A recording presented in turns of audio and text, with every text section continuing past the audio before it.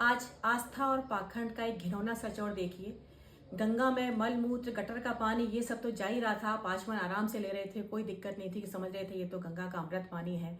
अभी कानपुर की चमड़ा फैक्ट्रियों का सारा पानी उसमें गया और बहुत सारे सैंपल लिए गए तो उनमें पाया कि उसमें मांस के टुकड़े हैं। आप मांस को हाथ लगाने को तो पाप बोलते हो और मांस का पानी पीने से पुण्य कैसे मिलेगा आपको। और जेरेमी बेथ अभी जो आए थे पर्यावरणविद, उन्होंने तो यहाँ तक कहा कि इस पानी में इतने भयंकर केमिकल हैं कि आपकी स्किन की भयंकर बीमारियां आपको हो सकती हैं। जितने लोग गंगा में पाप धोने के लिए जा रहे हैं उनको ये नहीं पता है कि कैसे पाप धोएंगे। माँ गंगा के पुत्र भीष्म थे, वो अपने पुत्र के पापों को न धो सकी, आपके पापों को कैसे धोएंगी वो। और आपने एक मंदिर को बनाने में अरबों रुपए लगा दिए, उस पत्थर को सजाने में आपने अरबों रुपए लगा दिए।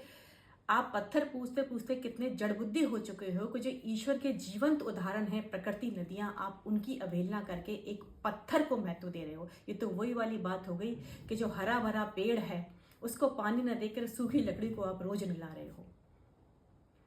तो जो ईश्वर की बनाई हुई चीजें हैं प्रकृति, उनकी तो अवहेलना, और एक पत्थर में ही सब कुछ हो गया। तो कबीर का दोहा मुझे बहुत कुछ याद आता है कि पत्थर पूजे हरी मिले तो मैं पूजूं पहाड़, जाते तो चाकी भली पीस का है संसार। तो आपकी ये सुना था कि धर्म में लोग पागल हो जाते हैं, अंधे हो जाते हैं, अब देखने को भी मिल रहा है। ये 4 लाइनें मुझे याद आ रही हैं।